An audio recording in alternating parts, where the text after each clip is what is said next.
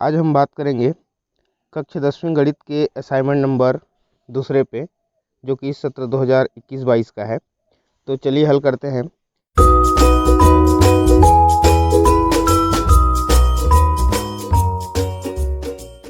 ध्यान देंगे, यदि कोई विद्यार्थी इन टॉपिक को अच्छे से नहीं समझे हैं, वो इस वीडियो को बहुत ही ध्यान से देखें, क्योंकि मैं बहुत ही अच्छा से विस्तार से समझाने वाला हूँ।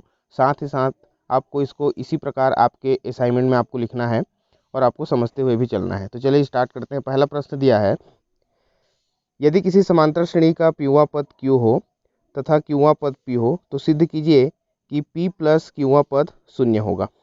हमको एक समांतर श्रेणी दिया हुआ है जिसका पीवा पद जो है Q है इस प्रकार और क्यूवा पद P है। तो किसी भी समांतर श्रेणी में हमको कोई सा भी पद ज्ञात करने के लिए सबसे जो इम्पोर्टेंट है वो ये है कि हमको उसका प्रथम पद पता होना चाहिए, साथ ही साथ उसका सर्वांतर पता होना चाहिए, तब जाके हम उसका कोई सा भी पद निकाल सकते हैं। तो देखिए, मान लेते हैं कि इसका प्रथम पद A है और सर्वांतर D है। तब हमारा जो प्रश्न दिया हुआ है, देखिए पीवा पद क्या हो जाएगा। तो चूंकि nवें पद का जो फार्मूला होता है, देखिए nवें पद का फार्मूला, nवां पद ये होता है A plus n minus one into D, A plus n minus one. तो nवां पद है, मतलब ये n माइनस वन है, देखिए यहाँ पे। तो इसी प्रकार यदि इस श्रेणी का पीवा पद हमको Q दिया हुआ है, तो पीवा पद को यदि हम फार्मूले के फॉर्म में लिखें तो ये हो जाएगा A plus P minus one into D बराबर Q। उसी प्रकार क्यूवा पद जो होगा वो हो जाएगा A plus Q minus one into D. चूँकि यह एक ही श्रेणी है तो दोनों ही पदों का प्रथम पद A हो जाएगा, सर्वांतर D हो जाएगा। पीवा पद है तो P माइनस वन करेंगे और क्यूवा पद है तो Q माइनस वन करेंगे। अब इसको हमने पहला समीकरण मान लिया और इसको दूसरा समीकरण मान लिया। अब हमने क्या किया, ध्यान देंगे, फिर से मैंने कहा कि किसी भी श्रेणी का कोई सा भी पद हमको ज्ञात करना है तो उसका प्रथम पद और सर्वांतर हमको ज्ञात होना चाहिए। तो इन दोनों समीकरणों की सहायता से हम A और D का मान निकालेंगे। जैसे ही A और D का मान निकालेंगे तो हम इस समांतर श्रेणी का कोई सा भी पद हम आसानी से ज्ञात कर सकते हैं। जैसे कि इसका हमको P प्लस क्यूवा पद को शून्य सिद्ध करना है। तो उसके लिए आप 9th क्लास में दो चरों वाले रैखिक समीकरण को हल करने का विधि आपने पढ़ा है। तो हम क्या कर रहे हैं, समीकरण 1 में समीकरण 2 को घटा दे रहे हैं। इस प्रकार समीकरण 1 ऋण समीकरण नंबर 2। तो लेफ्ट साइड को आप लेफ्ट से घटाएंगे और राइट साइड को राइट से घटाएंगे। तो इस प्रकार देखिए, पहले समीकरण का left side A plus P minus one into D minus दूसरे समीकरण का लेफ्ट साइड हो जाएगा A plus Q minus one into D, और बराबर दाएं साइड को भी हमको ऐसे ही माइनस करना है। समीकरण 1 में 2, तो ये हो जाएगा Q माइनस पी। अब इस प्रकार जैसे ही हम ये बड़ा वाला ब्रैकेट हम ओपन करेंगे तो ऋण चिन्ह का देखिए यहाँ पे गुणा हो रहा है। तो ये प्लस A है तो माइनस A, ये प्लस है तो फिर से minus Q minus one into D बराबर Q माइनस पी। अब यहाँ पे देखिए ये प्लस A और ये माइनस A यहाँ पे कैंसिल आउट हो जाएगा। उसके बाद D का हम ब्रैकेट ओपन करके मल्टीप्लाई करेंगे तो P इंटू डी हो जाएगा पी डी, माइनस वन है तो ये माइनस डी। उसी प्रकार देखिए ये माइनस है और ये D है, तो माइनस D का हम मल्टीप्लाई करेंगे Q माइनस वन में गुणा करेंगे तो ये हो जाएगा minus Q D plus D. तो इस प्रकार यहाँ पर भी देखिए माइनस डी और प्लस डी कैंसिल हो गया, हमारे पास बच गया P D minus Q D. अब इन दोनों पदों में देखिए डी जो है उभयनिष्ठ है, कॉमन है, हम उभयनिष्ठ ले लेंगे तो ये हो जाएगा पी माइनस क्यू बराबर क्यू माइनस पी। अब चूंकि हमको डी का मान ज्ञात करना है यहाँ पे, तो पी माइनस क्यू को जैसे ही हम इधर तिरक गुणा करते हैं तो ये बटे में आ जाएगा, तो ये क्यू माइनस पी बटे में पी माइनस क्यू। अब देखिए यहाँ पे केवल माइनस का अंतर है, लेकिन पद जो है एक ही है अंश और हर में। तो हम क्या कर रहे हैं, एक माइनस जो है हम उभयनिष्ठ ले लेते हैं कॉमन। तो जैसे ही हम माइनस कॉमन लेते हैं तो ये जो प्लस क्यू है यहाँ पे माइनस क्यू बचेगा, और ये जो माइनस पी है ये आपका प्लस पी बचेगा। क्यों? क्योंकि जिस प्रकार हम माइनस का किसी पद में हम गुणा करते हैं तो वो माइनस हो जाता है, उसी प्रकार यदि हम ऋण गुणा निकाल रहे हैं, ऋण जो है हम उभयनिष्ठ निकाल रहे हैं किसी भी पद से, तो यहाँ पर भी प्लस माइनस बदल जाता है। माइनस गुणा करने पर जैसे प्लस माइनस, प्लस का माइनस, माइनस का प्लस हो जाता है, बिल्कुल उसी प्रकार माइनस कॉमन निकालने पे भी प्लस का माइनस, माइनस का प्लस हो जाता है। अब थोड़ा सा इसको हम लिखने का ढंग बदल देते हैं, माइनस क्यू प्लस पी है, उसको हम पी को पहले लिख दिए और क्यू को बाद में लिखे। तो इस प्रकार ये पी माइनस क्यू और बटे में ऑलरेडी पहले से पी माइनस क्यू है। अब देखिए ये दोनों समान पद हैं, अंश और ये कैंसिल हो जाएगा और हमारे पास बचेगा केवल माइनस वन। तो इस प्रकार हमको डी का मान यहाँ से मिल जाएगा माइनस वन। अब डी के इस मान को, ये जो ऊपर में हमने समीकरण 1 और 2 लिखा था जहाँ पे पीवा पद और क्यूवा पद है, जैसे कि ये पीवा पद का था, तो डी के इस मान को हम समीकरण 1 में रख देंगे तो हमको ए का मान मिल जाएगा। तो इस प्रकार हम डी का मान ये -1 रखे यहाँ पे। जैसे ही -1 रखेंगे तो ये जो आपका हल होगा ये हो जाएगा a माइनस पी प्लस 1 बराबर q। माइनस का हमने गुणा कर दिया।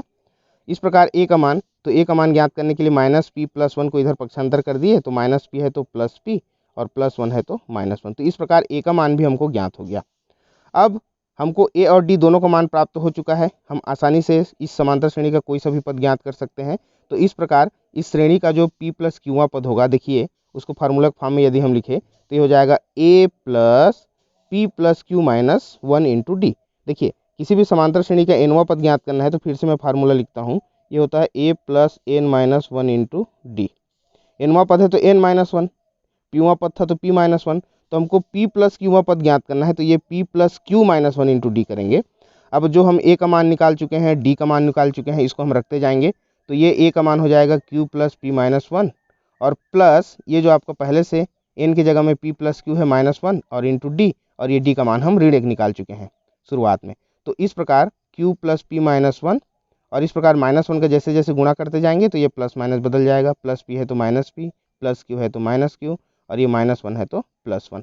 तो इस प्रकार देखिए ये प्लस q जो है माइनस q से कैंसिल हो जाएगा, प्लस p माइनस p से कैंसिल हो जाएगा और ये -1 प्लस 1, तो हमारे पास बच गया 0। तो इस प्रकार p प्लस क्यूवां पद जो है यहाँ पे आपको शून्य प्राप्त हो जाएगा। तो इस प्रकार इस प्रश्न को आप हल करेंगे। इसी क्रम में चलिए प्रश्न क्रमांक 2 को हम हल करते हैं। तो इसमें भी एक समांतर श्रेणी दिया हुआ है जिसका हमको 12वां पद ज्ञात करना है। 12वां पद ज्ञात करना है। तो देखिए इस समांतर श्रेणी में पहला पद दिया हुआ है 1/9, दूसरा पद है 4/9 और तीसरा जो पद है वो 7/9 है। तो किसी भी समांतर श्रेणी का कोई सा भी पद ज्ञात करना है तो उसके लिए हमको प्रथम पद और डी हमको पता होना चाहिए सर्वांतर, जिसको पहला पद को हम ए से रिप्रेजेंट करते हैं और सर्वांतर को डी से रिप्रेजेंट करते हैं। तो इस प्रकार श्रेणी का पहला पद देखिए 1/9 और दूसरा पद 4/9। तो जैसे हम सर्वांतर निकालते हैं, सर्वांतर का मतलब है दो पदों के बीच का अंतर हमेशा क्या होता है, समांतर होता बराबर होता है, उसी को हम सर्वांतर कहते हैं। तो ये जो सर्वांतर होगा कैसे निकालेंगे, दूसरा पद में हम पहला पद घटा देंगे इस प्रकार। तो दूसरा पद में पहला पद, तो ये हो जाएगा दूसरा पद 4/9 और तीसरा पद है 1/9। तो चूंकि दोनों का हर समान है हमने एक साथ ले लिया और अंश को घटा दिया 4 ऋण 1। तो 4 में 1 जैसे ही घटाएंगे बचेगा 3। अब ये कट रहा है, देखिए 3 एकम 3 और ये 3 तिया 9। तो इस प्रकार हमको 1/3 मिल जाएगा सर्वांतर। अब श्रेणी का हम 12वां पद आसानी से निकाल सकते हैं। तो श्रेणी का 12वां पद क्या हो जाएगा, a धन 12 ऋण 1 इंटू डी। फिर से मैं फार्मूला एक बार रिपीट कर देता हूँ nवां पद के लिए। देखिए क्या हो जाएगा, ये हो जाएगा a plus n-1 into D. तो 12वां पद है तो n की जगह हम क्या रखेंगे, 12 रखेंगे और ये a प्लस हो जाएगा 12 ऋण 1 गुणित डी। a का मान मतलब प्रथम पद है 1/9 प्रश्न में दिया हुआ है। 12 में 1 घटाएंगे तो ये हो जाएगा 11 गुणित डी का मान ऑलरेडी हम निकाल चुके हैं 1/3। अब परिमेय संख्याओं में अंश का गुण अंश के साथ होता है, तो ये 11 एकम 11 हो गया बटे में 3। तो 1/9 और 11/3 को जोड़ेंगे तो हमको 12वां पद मिल जाएगा। अब देखिए 9 और 3 का हम लसाअ ले रहे हैं 3, लघुत्तम समापवर्तीय। इसको ध्यान देंगे, चाहो तो आप इस तरीका से भी हल कर सकते हो, उसको अगले पद में देखेंगे। तो 9 और 3 का हम लघुत्तम समापवर्तीय ले लिए 9 को 9 से डिवाइड किए, कितना आएगा, यह आ जाएगा आपका 1 और उस 1 को उसी के अंश के साथ गुणा करना है, मतलब 1 एकम 1, कौन सा चिन्ह है, प्लस।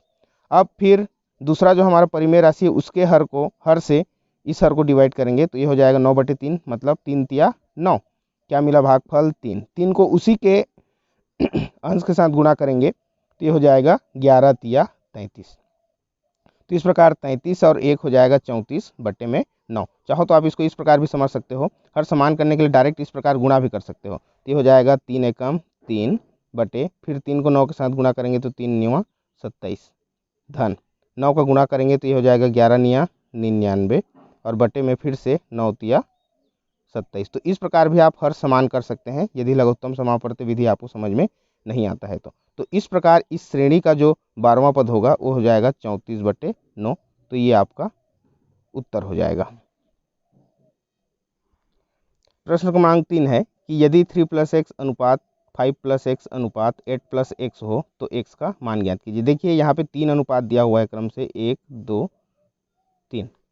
तो ध्यान देंगे जब भी अनुपात और समानुपात वाले प्रश्न में इस प्रकार 3 अनुपात दिए रहेंगे तो हमेशा जो बीच वाला जो अनुपात होता है वो रिपीट होता है। ध्यान देंगे, बीच वाला जो अनुपात होता है रिपीट होता है। अर्थात कैसे, एक बार 3 पहले वाले के साथ इसको अनुपात में लेंगे, उसके बाद दोबारा 5 + x के साथ 8 + x को लेंगे। देखिए नीचे मैं लिखा हूँ उसको 3 + x अनुपात 5 + x और समानुपात 5 + x अनुपात 8 + x। ये विधि कब अपनाना है, जब हमको किसी भी प्रश्न में 3 अनुपात हमको प्राप्त होता है तो बीच वाला अनुपात जो है दोनों तरफ आएगा, लेफ्ट साइड भी उपयोग होगा और राइट साइड भी। ध्यान देंगे, लेफ्ट में ये हर में आएगा और राइट में अंश में आएगा। तो देखिए अनुपात का मतलब होता है बटे और ये समानुपात का मतलब होता है बराबर। अर्थात दो अनुपात जब एक दूसरे के बराबर हो तो उसको हम समानुपात कहते हैं। तो हो जाएगा 3 धन x बटे 5 धन x बराबर 5 धन x बटे में 8 धन x। अब इसको हल करके हमको x का मान ज्ञात करना है, तो उसके लिए हम क्या कर रहे हैं, 8 धन x का इस प्रकार तिर्यक गुणा करेंगे और 5 + x का इस प्रकार गुणा करेंगे। तो जब गुणा करेंगे तो ये हो जाएगा 3 + x इंटू 8 + x और ये हो जाएगा 5 + x इंटू 5 + x। हमको गुणा बस करना है, तो गुणा कैसे कर रहे हैं देखिए, 3 का गुणा 8 धन x के साथ प्लस x का गुणा फिर से 8 धन x के साथ। अब 5 का गुणा 5 धन x के साथ प्लस x का गुणा फिर से 5 धन x के साथ। जब गुणा करेंगे तो देखिए 8 तिया 24, 3 एकम 3x प्लस फिर से 8 एकम 8x और x का गुणा हो जाएगा x का घात 2। घातांक के नियम से जब समान राशियों को गुणा करते हैं तो घात जुड़ जाता है, तो दोनों का घात 1 1 है तो ये 2 हो गया। फिर 5 × 5 = 25 धन 5 एकम 5x धन फिर से 5 एकम 5x धन x इंटू x, ये हो जाएगा x का स्क्वायर। अब देखिए यहाँ पे जो समान पद हैं समीकरण के बराबर के दोनों पक्षों में, वो पक्षांतर करने पे आखिर में कैंसिल होने वाला है, तो हम यहीं से ये x² और ये x² को हम कैंसिल आउट कर दिए। उसके बाद ये 24 धन 3x और 8x दोनों समान राशि है, जोड़ने पे 11x और ये 5x जुड़ के 10x हो गया। अब चूंकि हमको x का मान ज्ञात करना है तो x वाले पदों को हम एक तरफ ले लेते हैं, तो ये 11x को हमने लेफ्ट में रखा और इस 10x को पक्षांतर कर दिए, धन है तो इधर आके ऋण 10 हो गया। अब दाएं पक्ष में 25 है, इस 24 को दाएं तरफ पक्षांतर किए तो ये भी धन 24 है तो इधर आके ऋण 24 हो गया पक्षांतर होने के बाद। तो 11x में हम 10x घटाएंगे तो 1x बच जाएगा और 25 में 24 घटाएंगे तो 1 बच जाएगा। तो इस प्रकार इस प्रश्न में हमको x का मान जो है 1 मिल जाएगा, तो ये हमारा उत्तर हो जाएगा। अगला जो प्रश्न है 18 और 6 का तृतीयानुपाती ज्ञात कीजिए। तृतीयानुपाती मतलब तीसरे नंबर का अनुपात हमको ज्ञात करना। तृतीया का मतलब होता है तीसरा नंबर। तो मान लेते हैं कि 18 और 6 का जो तृतीयानुपाती क्या है, x है। तो तृतीयानुपाती x है मतलब उसको हमको तीसरे नंबर पे रखना है। देखिए तो ये हो जाएगा 18:6:x तीसरे नंबर पे। अगर चतुर्थानुपात होता तो आपको 3 मान दिया रहता और उसको चौथे जगह पे रखते, चौथे नंबर मतलब यहाँ पे अनुपात करके यहाँ पे एक वैल्यू होता। तो इसके पहले वाले प्रश्न में मैंने डिस्कस किया कि जब भी आपको किसी भी प्रश्न में इस प्रकार 3 अनुपात मिलता है तो बीच वाला जो पद है वो 2 बार रिपीट होता है, रिपीट होगा। मतलब 18:6 फिर समानुपात 6:x मतलब दोनों तरफ आएगा। तो ये 18/6 बराबर 6/x। तो ये 6 एकम 6 और ये 6 तिया 18, तो हमको 3 मिल गया बराबर 6x। हमको x का मान चाहिए क्योंकि x को हमने तृतीयानुपाती माना है। तो x गुणित 3 करेंगे तो हो जाएगा 3x बराबर 6। तो x का मान निकालेंगे तो फिर से 3 को इधर तिर्यक गुणा करेंगे तो ये 6/3 और ये 3 एकम 3 दूनी। तो इस प्रकार x का मान हमें 2 मिल जाएगा और ये इस प्रश्न के लिए आंसर है। हमारा अगला प्रश्न है कि यदि PA बराबर PB हो तथा बिंदु A तथा B के जो निर्देशांक है वो है 2 0 और ऋण 2 4, तो बिंदु P यदि y अक्ष पर स्थित हो तो उस बिंदु का हमको निर्देशांक ज्ञात करना है।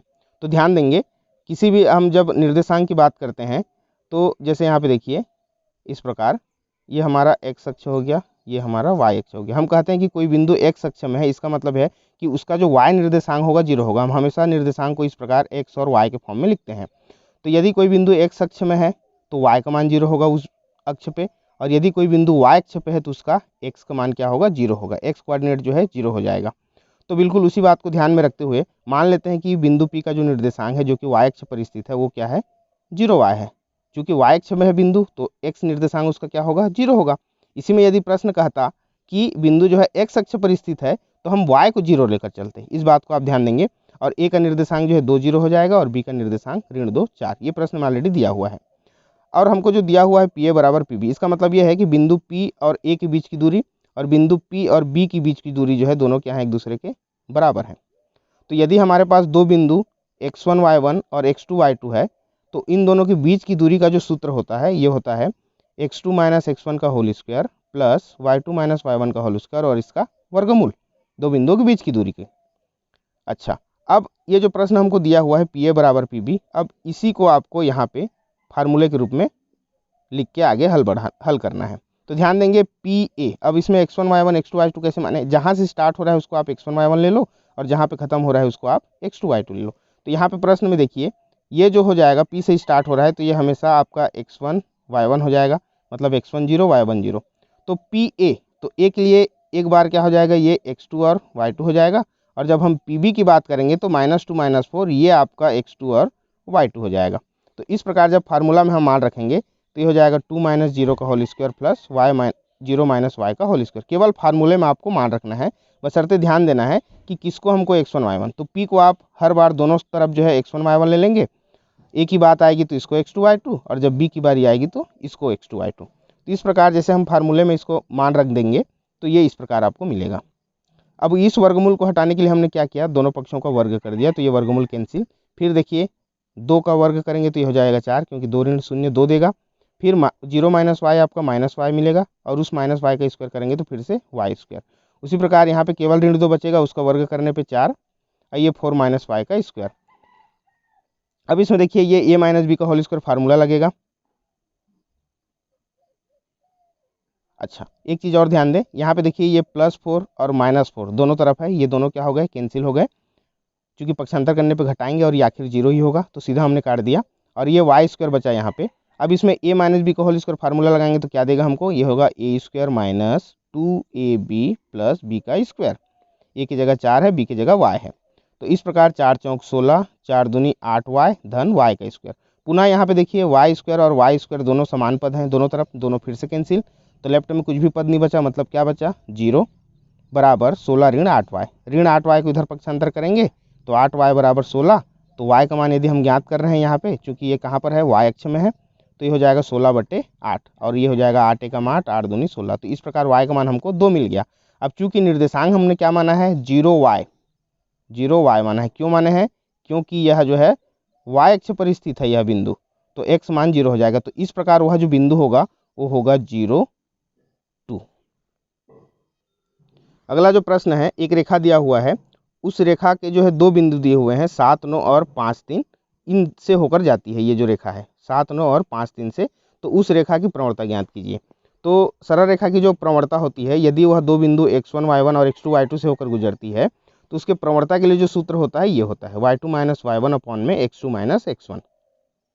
तो देखिए y2 माइनस y1 और x2 माइनस x1, तो यहाँ पे हम इसको ले लिए x1 y1 और इसको ले लिए x2 y2, और केवल फार्मूले मान रखेंगे तो ये 3 ऋण 9 बटे 5 ऋण 7 हो जाएगा। तो 3 में हम 9 घटा देंगे तो ये बचेगा ऋण 6, फिर 5 में 7 घटा देंगे तो ऋण 2, ऋण ऋण कैंसिल, और ये 2 एकम 2 और ये 2 तिया 6। तो इस प्रकार प्रवणता का मान हमको 3 मिल जाएगा। तो ये हमारा आंसर हो जाएगा इस प्रश्न के लिए। बिल्कुल आपको सेम टू सेम ऐसे ही हल करना है असाइनमेंट में। अगला जो प्रश्न है वो है, x के विभिन्न मानों के लिए एक्स स्क्वायर का मान ज्ञात करके x तथा एक्स स्क्वायर के मानों के बीच एक आलेख खींचिए जहां x का मान ऋण 4 से 4 के बीच हो। ध्यान देंगे यहाँ पे हमको x का मान रखते जाना है, और कैसे रखेंगे, एक्स स्क्वायर के फॉर्म में। तो ध्यान देंगे हम x का मान इसमें क्या क्या रखेंगे, ऋण 3 से लेकर 3 तक। ध्यान देंगे ऋण 4 से 4 के बीच में बोला है, तो ऋण 4 से 4 के बीच की जो वैल्यू होती है वो ऋण 3, ऋण 2, ऋण 1, 0, 1, 2, 3। यदि हम किसका बात करें, पूर्णांक संख्या की यदि हम बात करते हैं, तो इस प्रकार ऋण 4 और 4 के बीच में, बीच की बात कर रहा है, तो ऋण 4 और 4 शामिल नहीं होगा, हम केवल ऋण 3 और 3 की बात करेंगे। तो ध्यान देंगे अब यदि हम x का मान ऋण 3 रखते हैं, ध्यान देंगे तो ऋण 3 का स्क्वायर करेंगे तो ये 3 तिया कितना हो जाएगा, 9, तो ये हमको पहला मान मिल गया। उसी प्रकार ऋण 2 का स्क्वायर करेंगे तो ये हो गया 2 दूनी 4। अगला ऋण 1 का स्क्वायर करेंगे तो फिर से कितना हो गया, ये 1 हो गया। अब 0 का स्क्वायर करेंगे तो 0 ही मिलेगा। अब अगला फिर से हम 1 का स्क्वायर करेंगे तो 1 ही मिलेगा, फिर 2 का स्क्वायर करेंगे तो हमको 4 मिलेगा, और 3 का स्क्वायर यदि हम करते हैं तो फिर से हमको 9 मिलेगा। तो इस प्रकार x का मान ऋण 3 से लेकर 3 तक रखेंगे, क्योंकि ऋण 4 से 4 के बीच में कहा है तो ये दोनों शामिल नहीं होंगे। तो इस प्रकार हमको 1 4 9 इस प्रकार मान हमको मिल जाएगा। अब यदि इसको हम एक टेबल के रूप में लिखें, ध्यान देंगे ऐसा टेबल बनाएंगे, ये इस प्रकार x का मान हमने क्या रखा, ऋण 3, तो उसके लिए हमको x स्क्वायर क्या देता है 9, ऋण 2 के लिए 4 मिला, ऋण 1 यदि रखते हैं तो x स्क्वायर क्या मिलेगा 1 मिलेगा। तो इस प्रकार ये टेबल मिल गया। अब x के जिन मानों के लिए हमको x स्क्वायर प्राप्त हो रहा है उसी को हमको ग्राफ द्वारा प्रदर्शित करना है। तो देखिए यहाँ पे ये ग्राफ, ये आपको दिख जाएगा ग्राफ, यहाँ पे देखिए। यदि हम यहाँ पे ऋण 3 लेते हैं, ये x एक्सिस है, धनात्मक दिशा आपका ये ऋण x होगा और ये दाईं ओर धनात्मक x होगा, और y का मान इस प्रकार ऊपर की ओर, ये y एक्सिस जो कि क्या है आपका, हम x स्क्वायर को रिप्रेजेंट कर रहे हैं y अक्ष में, ध्यान देंगे। अब देखिए यदि ऋण 3 है x का मान, तो y का मान हमको कितना मिला 9, मतलब x स्क्वायर का मान। तो ये इसको इस प्रकार ऊपर बढ़ाए और इसको इस प्रकार बाईं की ओर लाए, तो ये हमारा कटान बिंदु हो गया, जो कि क्या है ऋण 3 9, इस प्रकार निर्देशांक के फॉर्म में लिखें। तो अगला ऋण 2 रख रहे हैं x का मान, तो हमको 4 मिल रहा है, तो ये बिंदु हमको क्या दे देगा, ये दे देगा हमको ऋण 2 और 4। उसी प्रकार ऋण 1 रख रहे हैं तो 1 मिलेगा, ये बिंदु हो गया हमारा ऋण 1 और 1। अगला जब हम 1 रखेंगे तो फिर से हमको 1 मिलेगा, तो ये बिंदु मिल जाएगा। 2 रखेंगे तो 4 मिलेगा, तो इस प्रकार ये बिंदु मिल जाएगा। और यदि हम 3 रखते हैं तो हमको 9 मिलेगा, तो ये बिंदु मिल जाएगा। तो इस प्रकार इसको मिलाते हुए जब हमको ग्राफ खींचना है, तो देखिए ये ग्राफ किस प्रकार बनेगा। ये आप यहाँ से स्टार्ट करेंगे, ये इन बिंदुओं को मिलाते हुए इस प्रकार आप ग्राफ खींचेंगे, तो ये आपको ऐसा ग्राफ जो है प्राप्त हो जाएगा इस प्रकार। ये तो ये इस प्रकार आपको ग्राफ मिलेगा। और ये जो ग्राफ होता है एक्चुअल में ये परवलय का ग्राफ होता है, ध्यान देंगे, जो कि आपको 11th लेवल में पढ़ना है। तो इस प्रकार आप ग्राफ ड्राफ्ट करेंगे अंतिम प्रश्न के लिए। यदि आपको यह वीडियो पसंद आता है तो वीडियो को लाइक शेयर ज़रूर करें, और अगले वीडियो के नोटिफिकेशन पाने के लिए इस चैनल को ज़रूर सब्सक्राइब करें। आपको 10वीं गणित के और भी बहुत सारे वीडियो मिल जाएंगे जो कि बहुत ही अच्छे से एक्सप्लेन किया गया है। ज़रूर इस चैनल पर एक बार विजिट करें। धन्यवाद।